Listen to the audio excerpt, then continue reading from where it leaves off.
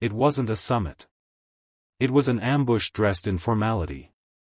The marble walls of the Geneva conference hall shimmered under soft light, but the air was thick with tension. Leaders from across the globe sat in a circular arrangement, flags positioned behind them like war banners disguised as diplomacy. Cameras were everywhere. Microphones hot. The world was listening.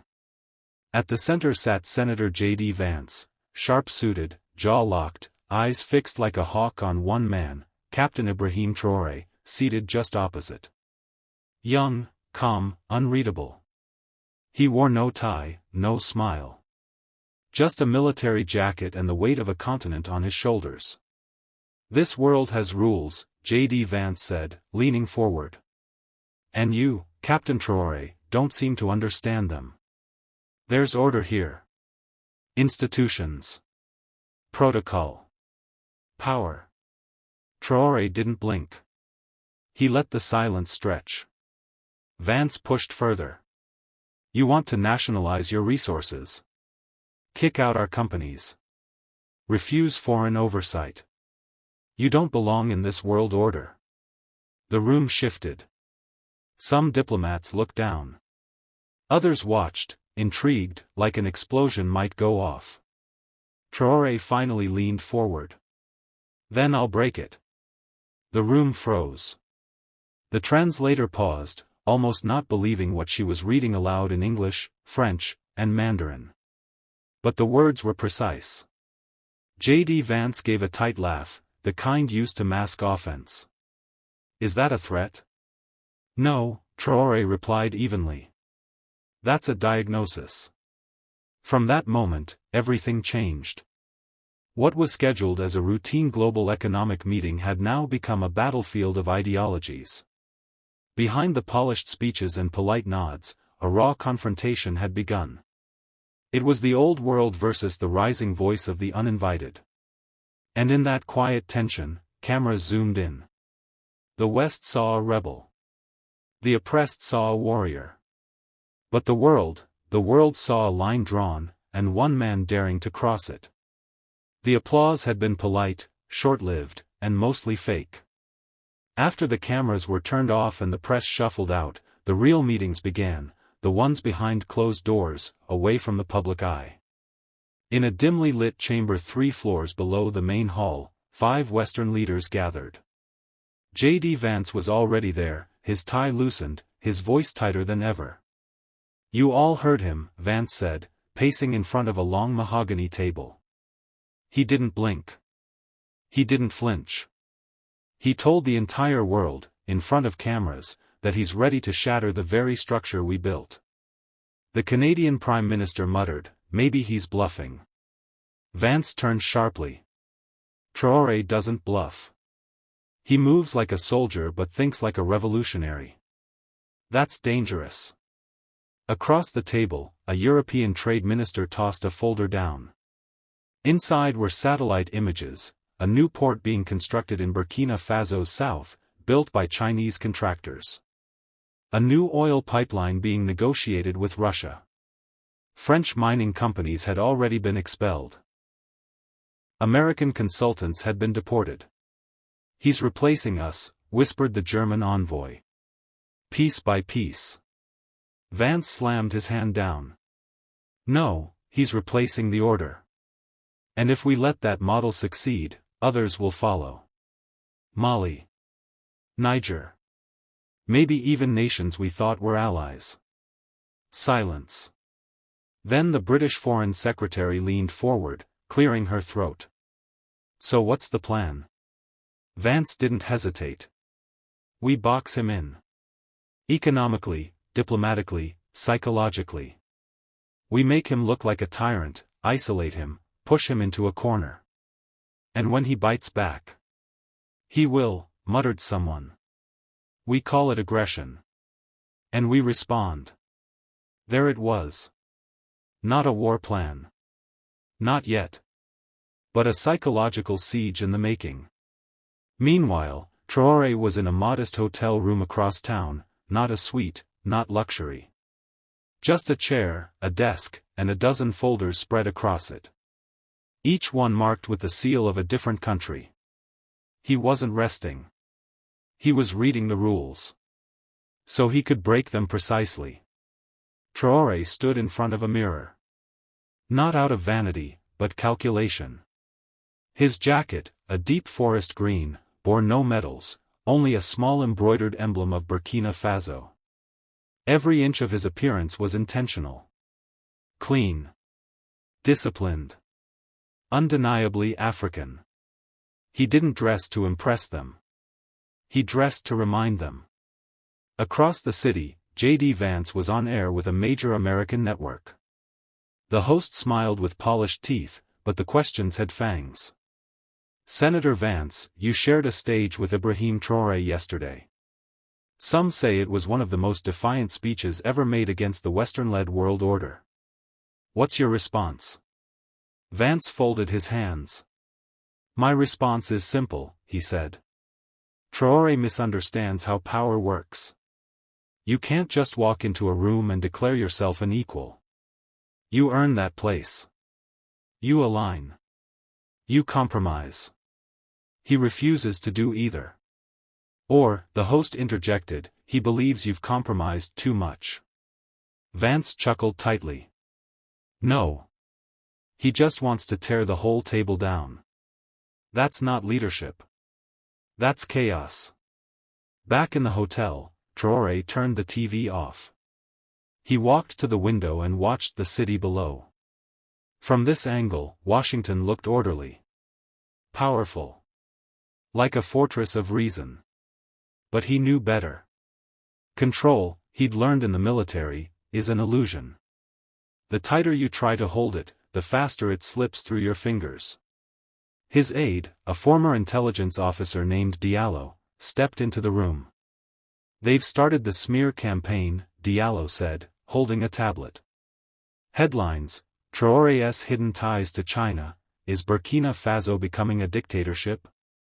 Even a fabricated story about private villas and offshore accounts. Traoré barely looked at it. They'll overplay their hand. They always do. Diallo paused. You still want to go on that CNN debate with Vance next week? Traoré turned. His eyes were steady. Sharp. I'm not here to make friends. I'm here to make fractures. And fractures would come. The debate stage wouldn't be a platform. It would be a battlefield. The studio lights glared like searchlights. The set was sleek, red, white, and blue everywhere. CNN's flagship debate stage was built to impress, but Traoré wasn't looking for lights or approval. He was scanning angles, exits, expressions. His military instincts never left him. Across from him, J.D. Vance adjusted his cufflinks. The senator had traded his usual down-home rhetoric for sharp tailoring and a more polished tone. He knew this wasn't just a debate. It was global theater. The moderator cleared her throat. Welcome to the Global Future Forum. Tonight, we bring together Senator J.D. Vance and President Ibrahim Traoré to discuss sovereignty, global power, and the future of the world order. The tension was already thick. We'll begin with you, Senator Vance, she said. Do you believe President Traoré's push for a new multipolar world is dangerous? Dangerous? Vance repeated, leaning forward. I think it's reckless. The current order, for all its flaws, has prevented large-scale war, enabled progress, and supported global trade. You don't just smash it because you're impatient. Then he turned toward Traoré. You want to talk revolution, Mr. President? That's easy when someone else cleaned up the last mess. A low murmur passed through the audience. Traoré didn't blink. He leaned into the mic. Senator, he said calmly, your world order exists because others bled for it. You speak of progress, but whose? The minerals under our soil built your phones. The debts you enforce chain our schools. Your wars created our orphans. He paused. Looked directly into Vance's eyes.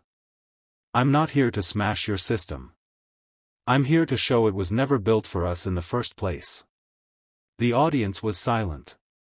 Vance scoffed, trying to recover. You sound like you're preaching. But leadership is not rage. It's responsibility. No, Traoré said sharply, you mean compliance. Responsibility is making sure my people don't die thirsty while your corporations pump oil from beneath their feet. The moderator stepped in, visibly flustered. Gentlemen, let's keep this civil. It is civil, Traoré said. This is what diplomacy looks like when it's honest. Cameras captured every second. Social media exploded. This wasn't a debate. It was a reckoning. J.D. Vance leaned forward with a subtle smirk. He had spent the past 48 hours combing through intelligence briefings, op-eds, and strategy notes. His staff had handed him what they believed was a weapon, leaked reports that hinted at Chinese backing in one of Burkina Faso's recent infrastructure deals. I want transparency, Vance said smoothly, addressing both Traoré and the world watching. The American people deserve to know, how much of your independence is funded by Beijing? He smiled faintly, like a hunter who'd finally cornered his prey. But Traoré didn't flinch. Instead, he nodded slowly, almost amused. Thank you, Senator, he said. You've just made my point better than I ever could. Vance raised an eyebrow. You believe that because China offers a loan or builds a road, I belong to them. But when your country took hundreds of years of gold, oil, and uranium, we were still called independent. Curious math. The audience murmured again. Traoré turned to the moderator. May I show something? She nodded hesitantly. Traoré pulled a single sheet from his inside pocket and held it up. It was a list, typed, dated, and stamped. These are American companies operating in Africa today, extracting over $40 billion worth of raw materials annually. Not loans. Not aid. Extraction. And here, he tapped the corner of the page, is the amount returned to African nations in profit sharing, less than 5%. He folded the paper. So, Senator, if money equals control, perhaps you should ask whose leash we're really on. The room shifted. The audience wasn't just listening now, they were leaning in. Vance tried to pivot. You still haven't answered the question. I did, Traoré interrupted. But here's one for you, if my deal with China builds 10 hospitals, and your deal extracts $10 billion, who's really buying power? The moderator had to pause the exchange. The broadcast was live in 4 continents. Trending hashtags were now dominated by one name, Traoré. The senator realized too late that what he thought was a trap had become a stage.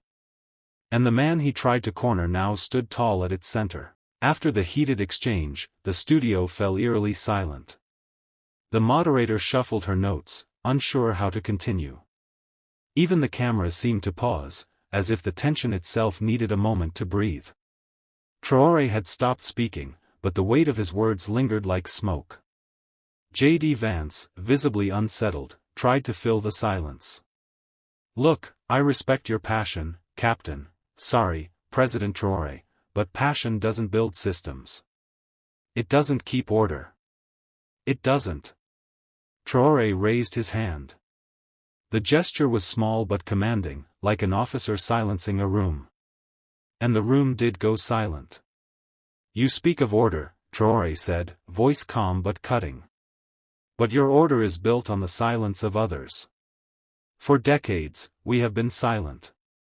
We let the mines be stripped, the oil be siphoned, the children starve while foreign aid lectures us on morality. His eyes locked onto Vance. I am not here to stay silent anymore. The moderator interjected, President Traoré, what exactly do you want from this new system you speak of? Not charity. Not lectures. Just respect, Traoré replied. The right to sit at the table without being told to be grateful for crumbs. The right to own the future we build. The audience clapped, not the polite applause of diplomats, but but something raw, genuine. Vance leaned back, his face tightening. Respect is earned, Mr. President. And yet you demand it without earning ours, Traoré countered. The words cut like steel. For a moment, Vance was speechless. The senator's usual arsenal, smirks, deflections, clever pivots, seemed useless against a man who spoke with unshakable conviction. The moderator finally tried to move forward. Let's shift to economic development. But the viewers at home weren't listening to the moderator anymore. Social media had already declared a winner. Clips of Traoré's hand raise, his stare, his words, "I am not here to stay silent anymore," were going viral. This wasn't just a debate now. It was a moment. A turning point. The next morning, headlines around the world featured one name, Traoré. The African who shook the system, read one American outlet. World order questioned in viral clash, said another. Even traditionally skeptical media in Europe admitted, Traoré disarms with truth. But inside Capitol Hill, the aftermath was far less celebratory. J.D. Vance sat across from three senior aides, face tense, voice clipped. "He humiliated me," he said bluntly. On live television. "Senator, with respect, you underestimated him," one aide replied. "You thought he was a tribal nationalist. He turned out to be a strategist. And a rhetorician." Vance stood, pacing. "This can't go unanswered. We need to remind people who sets the terms of global leadership." Back in Ouagadougou, Traoré was reviewing footage from the debate with his security advisor. But his expression wasn't triumphant. "They'll come harder now," he said. "Not with words, policy. Sanctions. Pressure. Offers we can't afford to accept." "What's the plan?" his advisor asked. "We don't wait. We lead," Traoré replied. "They built a world order on obedience. We'll build one on ownership." Traoré announced a sudden economic summit with leaders from Latin America, Southeast Asia, and Eastern Europe. Notably missing, the United States. By excluding them, he sent a loud message: the future wasn't being negotiated, it was being reclaimed. In Washington, Vance exploded when he saw the announcement. "He's building a counterblock," one aide muttered. "No," Vance growled. "He's building a rebellion." Traoré, however, saw it differently. To him, it wasn't rebellion. It was balance.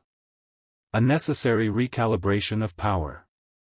During a press conference, when asked whether he feared retaliation from the West, Traoré smiled faintly. "I don't fear storms," he said. "I build shelters." And just like that, another quote traveled the globe. This wasn't just politics. It was personal. It was ideological. And it was far from over. 2 weeks later, the summit opened in Lome, Togo, not Paris, not Washington.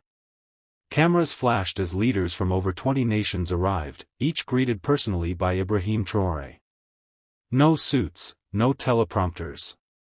Just firm handshakes and firm resolve. Traoré's first speech electrified the room. "For decades, we were told who we are, where we fit, and how high we could reach," he said. "But we're done living inside someone else's blueprint." He paused, his gaze steady. "If the world order cannot include us with dignity, then it is not an order, it is a cage. And we are here to break it." The applause was thunderous. Meanwhile, across the Atlantic, J.D. Vance was preparing for what he called a correction. In a televised Senate hearing, he unveiled a legislative package labeled the Global Compliance Initiative, a set of economic restrictions aimed at punishing countries collaborating with destabilizing actors.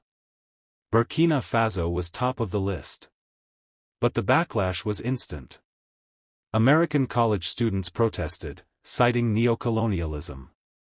Social media exploded with clips from Traoré's speech. A viral hashtag emerged, #WeChooseTraoré. Even some American lawmakers hesitated. Senator Booker commented, "Vance isn't confronting chaos. He's resisting change." At the summit's closing, Traoré addressed the media. "The ones who wrote history never imagined we'd hold the pen," he said calmly. "Now we do. And we're not writing sequels, we're writing something new." He then unveiled the Lome Accord, a mutual development pact among participating nations, including shared infrastructure investment, digital independence goals, and a collective resource-sharing strategy. It wasn't just policy, it was provocation. Vance watched from his office, seething. "He's hijacked the narrative," one aide whispered. "No," Vance said coldly. "He's hijacked the audience." But Vance still had one weapon left: he controlled the stage of global legitimacy. And he planned to use it. 1 month later, all eyes turned to Geneva. The Global Leadership Forum, a once-a-year gathering of power brokers, was about to begin. J.D. Vance, fresh off a media tour branding Traoré a puppet of anti-Western chaos, had secured a high-profile debate slot. And so had Ibrahim Traoré. The room was cold and polished, glass walls, translation booths, velvet chairs. But it was the stage that burned. Vance stepped up first.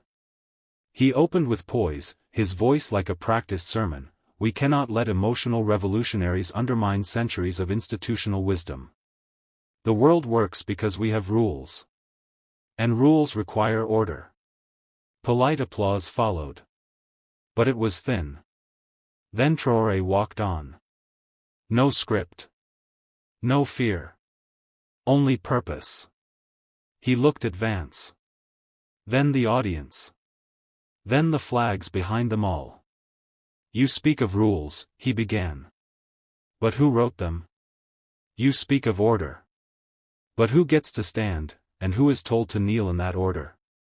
He walked the stage slowly, deliberately. For years, the world's podiums have echoed with lectures. Africa must learn. Africa must follow. Africa must behave. And now, you are terrified, because Africa speaks. A hushed silence fell. J.D. leaned forward, smirking.